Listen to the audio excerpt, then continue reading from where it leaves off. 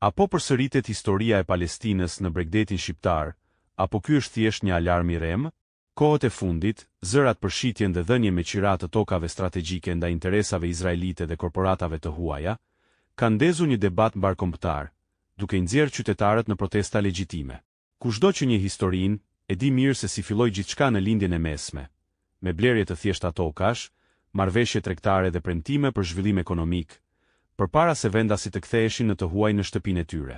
Kur një shtet dorëzon ishuj apo vija bregdetare për 99 vite, ai nuk po shet thjesht rër, por po dorëzon pjesë të sovranitetit kombëtar dhe po krijon shtete të vogla private ku ligji vendas nuk ka më fuqi.